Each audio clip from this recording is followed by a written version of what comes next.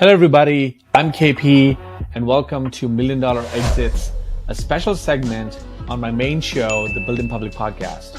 In this interview series, I sit down with founders who went from an idea to building a business and then eventually selling it for over $1 million, hence the name Million Dollar Exits. This is something I'm very passionate about and curious about at this point in my career.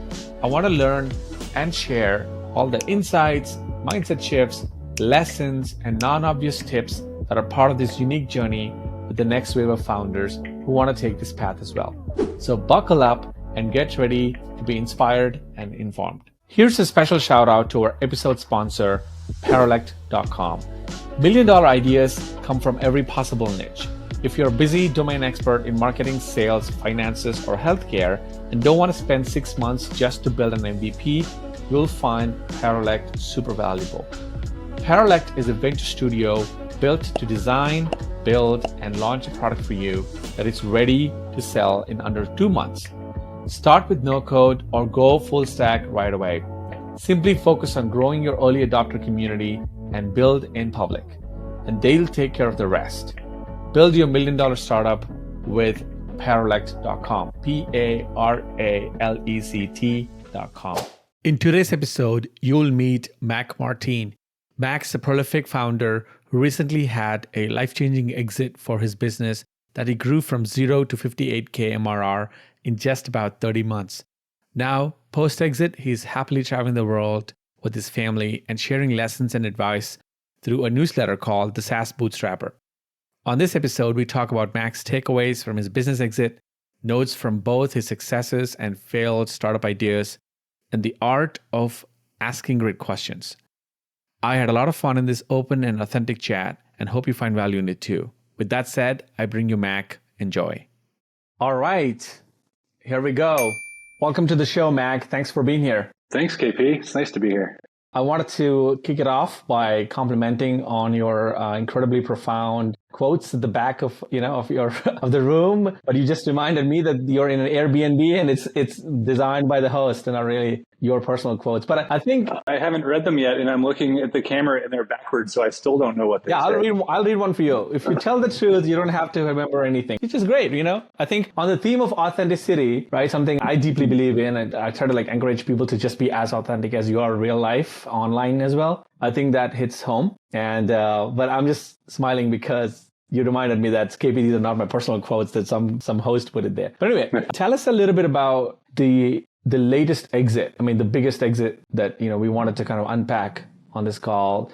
If you don't mind, give a quick 30-second or 60-second intro to yourself and the product you built and the exit to how much ever detail you want to go. Sure, yeah. I mean, the story goes back a long time, but basically ever since about 2001, when I graduated college, I was tinkering. I don't know, I think SaaS existed, but it was not a household term. But I just kept tinkering, and over time tried a bunch of different things. And I'm going to skip over a lot for this intro, but many years later, after trying many and many, many things, in 2018, I finally just got off my butt and started talking to people. They always say, talk to people, and so I did. And that was, I think the key to finding something valuable. And, once I did that, it was literally from the first day of coding to exit 2.5 years. I say 30 months just because 2.5 years. And I grew it from 0 to about 58K MRR in that time. And then sold that in February of 2021. Brilliant. How did it feel? Take us to the moment of, actually, I want 2 points in time. One, the day you saw the chart go up to 58K MRR, or the day of the week, how did it feel to sit as the founder of a business that was making significant revenue? What were your sort of reflections, or were you just in the frenzy of trying to get to the next customer? Yeah. It's a great question because I think we start out at pretty much any stage in the journey, we look ahead and we're like, oh, if I can it's in everything in life is that way, right? Yeah. If I can just get here, everything will be awesome. I will be just how can I have anything to complain about if I have 58K MRR coming in? Life will be amazing.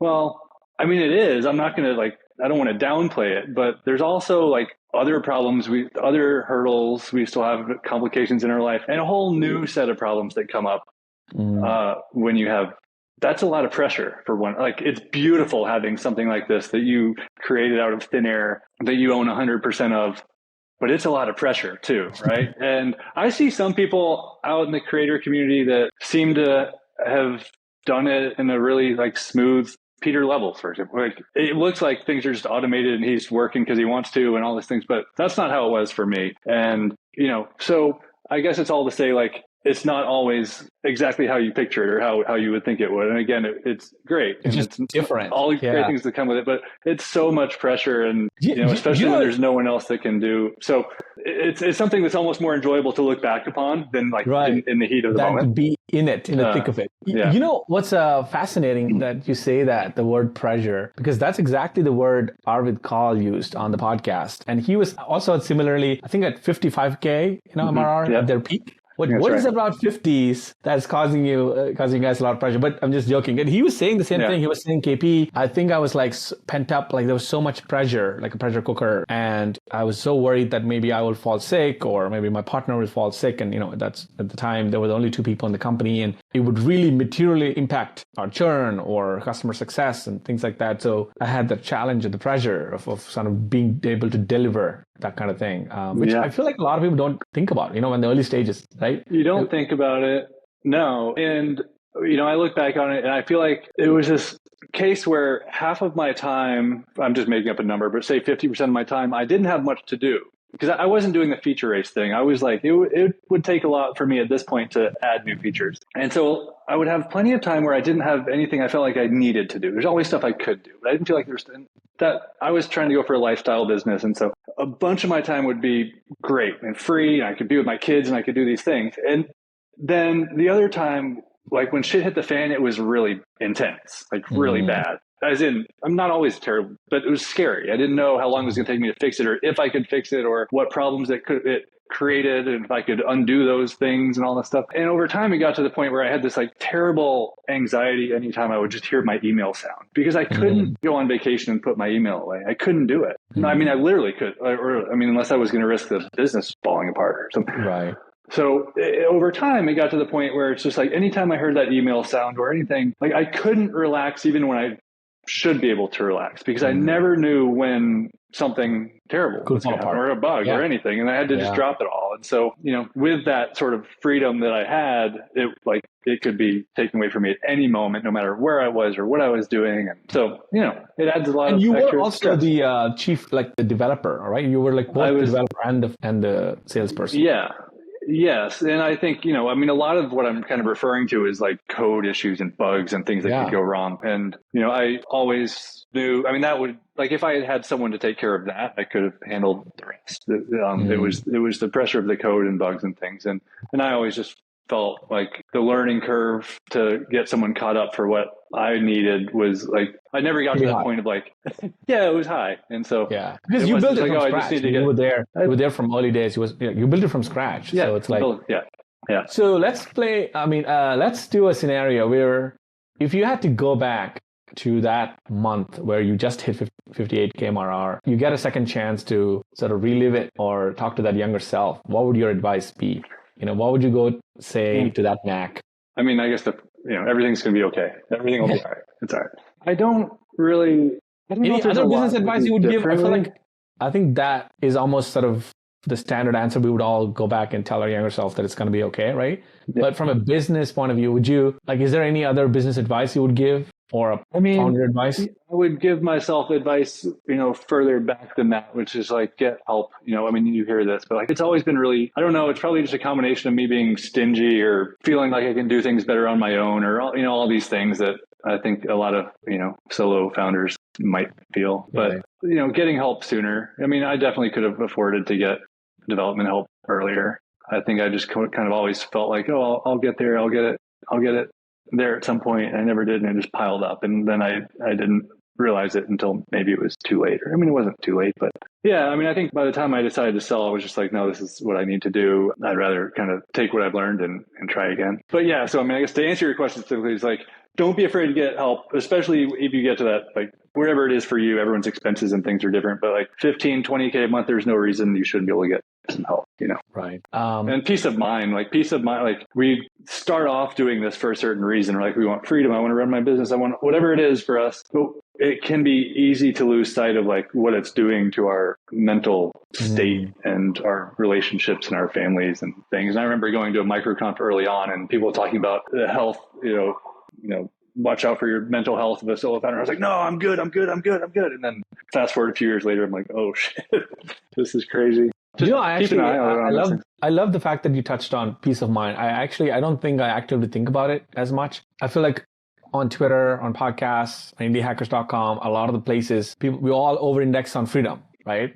But that's coming from the baseline not having any freedom in a 9-to-5 and shitty jobs and like not being in control of your destiny, and which is fair, right? But once you're in the boat of being a bootstrap founder, indie hacker, I'm in the same boat. This year I had 2 bootstrap startups that kind of had a little bit of takeoff and didn't really feel like they were going anywhere, so I just shut them down. But I'm in the place where I'm talking about to you that I would love to be a Mac, within a year or 2 years or 3 years, whatever that is, the Mac of 58K MRR. But you're giving us a great reminder that it's great, optimized for freedom. You already have freedom. I already have freedom actually right now, but make sure that you also optimize for peace of mind. And I'm a dad. I have a 2-year-old boy, and I think there's no price I can put on peace of mind. No. And it's a very important reminder, I think, for all of us. How are you factoring that in as you do the next thing after the exit? Yeah, it's funny because I've been thinking a lot about like what it is that these sort of like what it is about our mindset, certain people's mindset. I think mindset is massive in determining if people are successful in this or not. And also wondering if people can like hack the mindset, like, or if you're not, like, is it just like you're born with it kind of thing or not?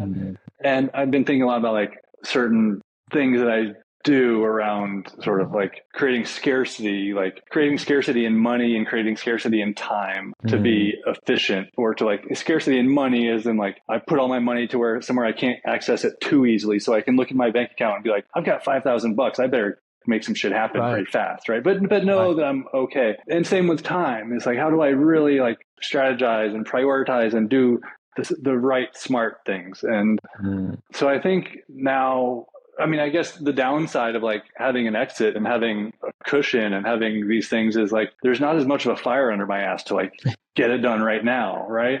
But the good news is I don't have to have it done right now. So those are sort of the struggles I'm looking at now. It's like, how do I keep things moving forward and stay healthy and have this time with my family and enjoy it? My kids are out of school. We're traveling Europe all summer while they're out of school. I'm trying to keep things moving forward, but I'm also trying to like take care of myself and kind of reset and like just, so those are the challenges. And I'm erring on mind and body first. Now I'm getting a little like, but like, I feel like if mind and body are not in good shape, the rest is all going to go to shit.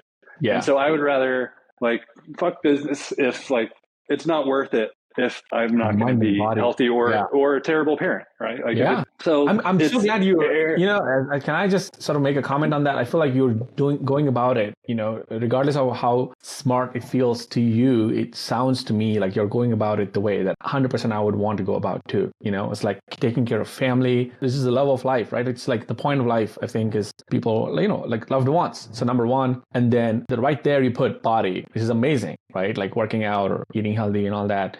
And then, of course, business, whatever you do in that, you've already proven, to yourself and to the world, to podcasters like me and other founders that, you've won in a way. You won the game in one way. And so whatever you do now from here is just kind of like extending that legacy of what you already did, So I'm so glad you're going about it the right way. Yeah. I mean, and also, trying to enjoy this time I do have, so I can look back and not be like, oh yeah, we took that time I haven't mentioned this really yet on here, but we're nomading. We're like been traveling, left the US over a year ago and cruising around. So, I'm just trying to enjoy that and not be like, oh yeah, we did that thing, but I was too in my head trying to like figure out how to make the next thing. No. I want to be able to enjoy this and at least be able to look back and, and felt like I was like present with my kids and not like, so yeah. And also sorry, one more thing. I was walking with my wife yesterday. I was like, what I'm really trying to do right now, which is really, really hard, but like, what if I could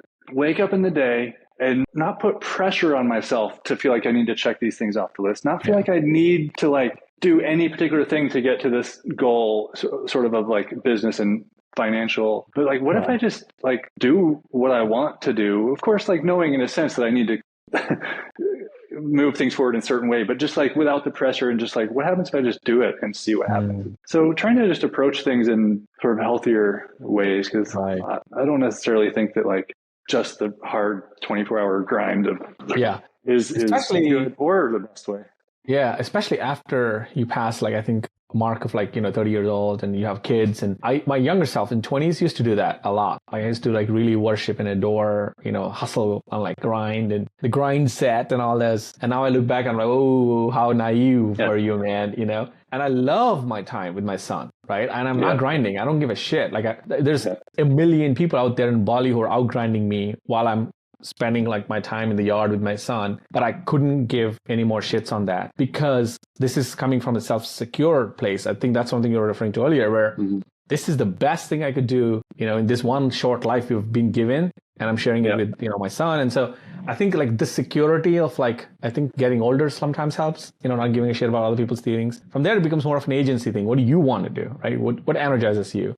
And how do you parlay that into something that helps people so that you can make money and all that? I actually want to go back to the early days, Mac, because I feel like what I'm learning is the first lap in the journey of, let's say, 0 to 58K or whatever, like the journey from 0 to the finish line in this case is that. I feel like the first lap or the first round, 0 to 1K and 0 to whatever the first lap you would consider, is almost hardest. And I feel like a lot of our mental beliefs get in our own way. I've noticed. And I'm wondering, what was it like for you, the first lap of being, building this particular SaaS? And how did you navigate that and get to the second lap? And when you say first lap, are you just talking about like any app I made in the past? Like, any app you made in the past, getting it past the $1,000 mark MRR or $2,000 mark MRR. I mean, this is kind of where I have spent time, touched on this, but like thinking about like, what is it about those of us that don't stop doing this and they keep going? And I think for me, I don't know all where it comes from, but as far as like looking back at it and all the things that I've tried, it was hard, but I don't, I see some people talk like, should I quit? Is it all worth it? And my answer to that is, for you, probably not, if you're asking that, because I feel like for me, it was just like, I'm not going to stop. I'm going to keep doing this until I die or until I do it, right? Until I figured it out, Until I figured it out. And I just love all the challenges and the puzzles of it. So I don't know. It was all kind of the same. It was, as far as like first lap, second lap, it was just like, how far can I get this one until I either get shiny object syndrome or like I decide for whatever reason I don't have energy for it, or I have something else that I feel more confidence in. And it's all just, I think it's an art. I think it's more of an art than anything to like navigate. How much do I put into this one? How much time do I put in it? How many people do I talk to before I move on? Or do I pivot or do I do this thing? And I just love the challenge of it. And part of why I decided to sell was because I realized like, as much as like, there's a piece of us all that we're doing this for money, but like, I think those of us that are doing it as long as I have, that keep trying this long, it's not about the money as much as just like the love of it. And so I realized that like, I loved the early stages of it, at least.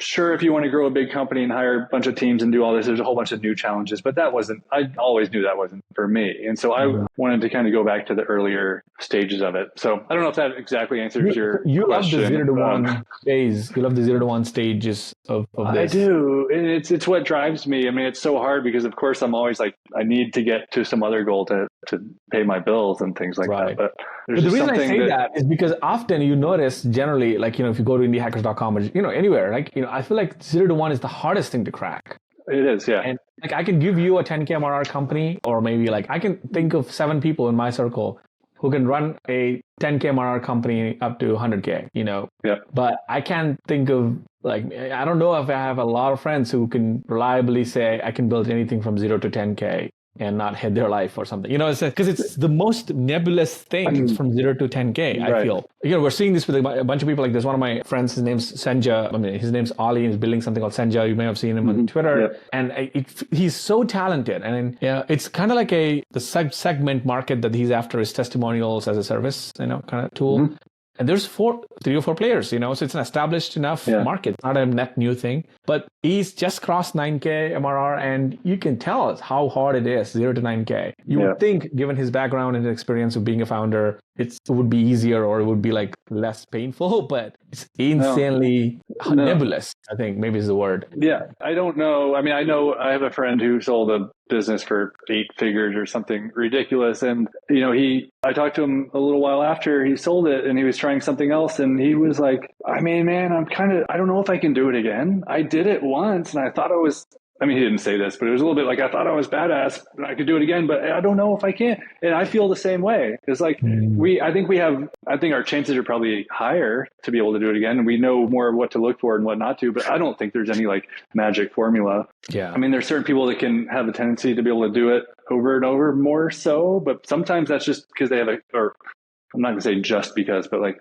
having a big audience, for example, helps, or having a big brand or something definitely will help you with the next thing. But I think, a lot of what I tell people now is like, where do you start? Well, I think I always have this grand vision. I need to get to like 10K or whatever it is. But I wish I had just said, like, how do I just make $1?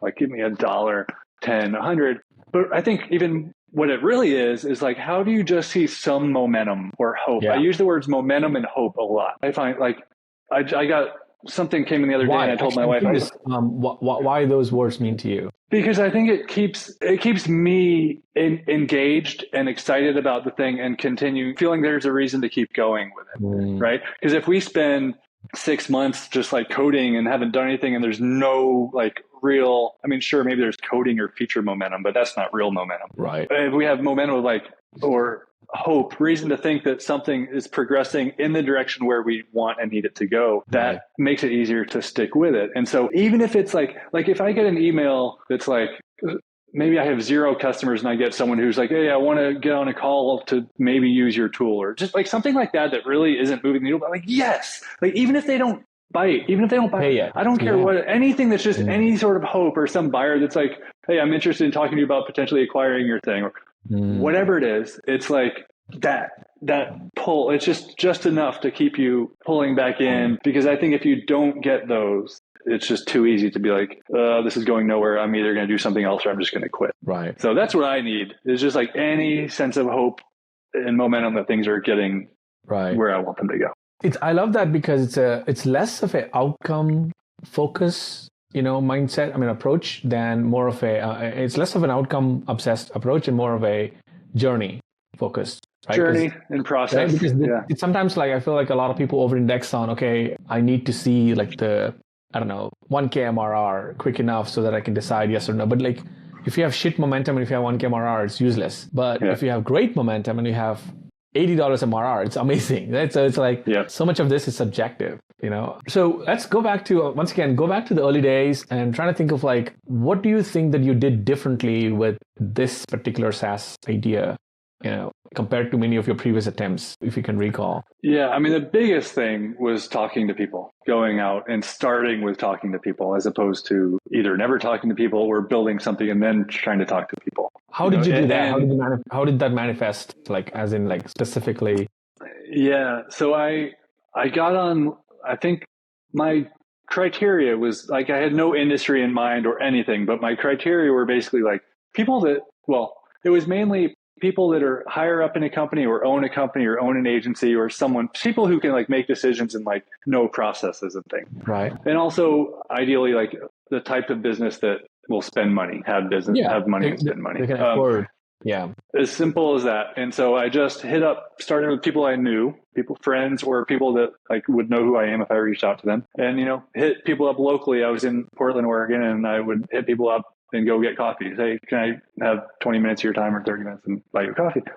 And I would just go and I would just ask them questions. And actually, I started reading the Mom Test recently because I kept hearing people mention it, and I'm not very far through it, but like that, I wish I'd had that book at the time, because I was sort of doing that. I was doing enough of it that it worked. So I'll vouch for that book and say like, I did like 20% of what that book says and it worked. But yeah, I would just ask them about their processes and I didn't have a product in mind at this point at all. So I couldn't even talk about the product, but it was, what takes up your time? What part of your day do you hate? What do you outsource? What do you wish? All these things. And I would just get pieces, some people were definitely had more valuable, like direct insights. Like, I wish I had a tool that did this, but most of them don't. Most of them are just like, oh, wrong. They're, And so I they're would just just have to kind of, they're describing the roadblocks and pain points they have. That's all, right? Yeah. yeah. And so I would just take those things home and kind of look for patterns and go do it again. And sometimes hit the same people up, sometimes hit new people up. And over time, start with like little bits of code and like maybe just like to see if I could even do this one thing, or maybe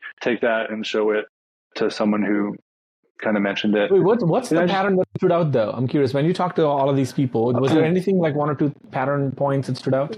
Yeah, the kind of bigger pictures were, and this could have just been who I reached out to intentionally, but like sales teams I was like, okay, sales teams are awesome because they have money and they're not afraid to spend money on tools that they're going to make money on. So that's cool. Okay, so now I'm going to salespeople. And then lead generation. I mean, this was 2008 lead gen, but 2018, it was lead gen was and is still big. So I could tell like there's a lot of money there or people are willing to spend money there. And so I was kind of starting to like, now I'm like, basically any industry to sales teams to lead gen, and it just kept going closer, and I just was trying different things. I was experimenting with little like browser extensions. I don't even really remember what they were doing, but some stuff like getting people's information, email addresses and things. There's all kinds of tools that do this now. And one of the things that I did along the way was there was a company that wanted very specific type of leads. And, it was something along the lines of like, we want bed and breakfast of this size. I'm totally making this up, but like that use Google hosted email, whatever. Can you get us leads, like email addresses? I was like, I don't know. Let me see. So I went home and I wrote some scripts that did all these things, and I sold them like something like 10,000 leads for $4,500 or something. And the idea here was like, and it was a really easy sell. Like that was a big thing for me. I was like, that's shocked. Cool. Yeah. I was like, so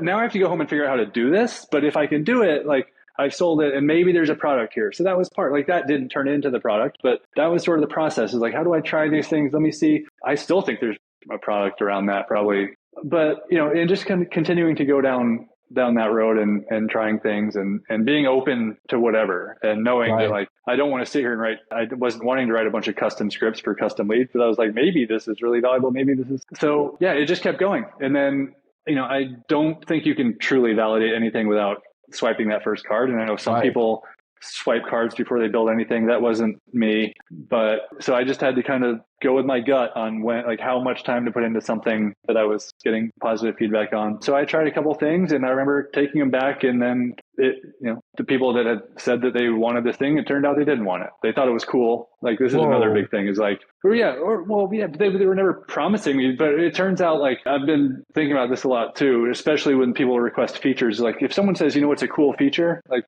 no, I want to know what the valuable feature is. I can come up with cool features all day long. And it was just similar with that, right? It's like, what would be cool? Mode. It's like dark mode, right? It's cool, but do they really want to do it? Yeah. People don't pay for cool, at least here. Yeah. So I hadn't spent a bunch of time on them, but I was kind of like experimenting with things, and I would take it back, and they didn't want it. So let me just interject. Like I think most people at that intersection or that juncture would just be crushed or disappointed or be pissed about the process and be like, all right, screw this. I'm just going to build what I want. I'm just going to go into my cave and build the thing that I want, write code, have fun, and then lose interest in talking to customers. And I feel like you pushed on, despite the... Yeah. No, I mean, I don't know. I feel like I knew that there was enough opportunity there, and that, I just kind of turned that into fuel. I'm like, oh, okay, well, I'm going to watch this, so.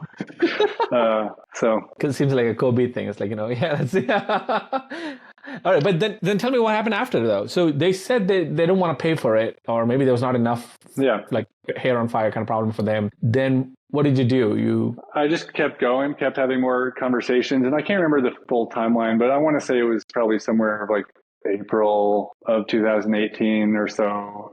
I don't know. And then maybe Wait, was that the first time you had a real customer swipe their card and pay like for a real problem? So I'm trying to think of like when I actually started these conversations to when I got to like the idea that turned into the product. And I'm going to guess it was like somewhere in the like 5-month range, just ballpark. And then, I was at a coffee with somebody who, after talking over these ideas and different things, they were like, I think we're onto something. If you had this right now, I would give you my card and have you swipe it for $800 a month. Like, boom, like that, like Whoa. That. I was just like, okay. So, again, it's not really validated until they do, but there was enough there. And after all the other conversations I had, that I was like, all right, like I got to try this. So I went home, basically stopped. I don't think I had too many more conversations for the next 4 weeks. I just built the thing, and it was scrappy, but it did enough to prove, so it turned solve the problem. into a product. And what did that product do? Or what did that MVP do as a feature or a benefit? So the person that I've been talking with was running a services agency, and they were doing a lot of basically generating leads for companies. And so they were doing a lot of it on LinkedIn and going out and connecting with people and sending invitation requests and messages. And now there are a bunch of tools out there that do this, but at the time there weren't. But you could create campaigns to put in the types of people you want to target on LinkedIn, and it would reach out and connect with them and send messages and things like that. And so the very first version was it was just so minimal and probably really unstable, but it was proof that I could do it and proof that it would work. And, so I took it back within 4 weeks of starting the first line of code. I swiped my first card, and they didn't pay $800, but I did look recently, and it was a couple $100 a month. And I had other people within the first few days paying a couple $100 a month. And so, that was enough. It must have definitely meant a lot for them, right? Because some of these service agencies, I think their annual contract value or LTV for customers is, probably in thousands. And so for them, they were like, okay, we have a pain here. We don't want to do this manual process. You bring along a tool like this. They're like, okay, no brainer. Yeah, it's a big time saver. And that's, kind of one of these lessons of so many of the other things I tried to build, I can just kind of look at it and be like, did that solve a pain point or not? Or is that a nice to have? And this definitely solves, it solves people hours a day. The thing about pain, Mac, is I found it fascinating because I feel like as indie hackers or bootstrappers, we talk to users, we talk to customers, and unless we hear them tell us that this is a huge pain and this is really a pain point, it's very, very tricky to sort of assume, because I think that's a temptation we all have. Yeah. I have that too, where I'm like, this kind of sounds like pain. Some things sound like pain. When you look at somebody doing something manual and you're like, this sounds like pain or feels like pain, but they have to feel that pain or tell you to your face that, damn, this is so painful. I wish you could fix it for me, right? Unless that happens. You got to be very careful there. It's very, very easy to fall in the trap. I've done this a couple of times. So. Yeah, it's funny. I was just thinking earlier today about one of the projects I had done previously, which I thought was awesome. But it came from every time I would go to a restaurant and try to look up the menu, I would always end up on the Facebook page and have to find the menu. It still happens to me, and I hate it. But I was like, I just want to find the menu of this restaurant. And I was like, these places don't have websites. This is really weird. And this was a long time ago, but I built this tool that you could go, I think it started with the Google Places API. You put in the name of the business, and it would go in and it would pull all the information about the restaurant, for example, from Google. And then it would go out and use Facebook APIs and all these different ways to pull in information from all the different social media sites that they may not have. And it would generate this really nice looking one-page website with their menu and all this stuff. And all these other things, like being able to click the phone number to automatically call. It's so amazing how many times you can't actually click the number. I built this thing and I was like, this is awesome.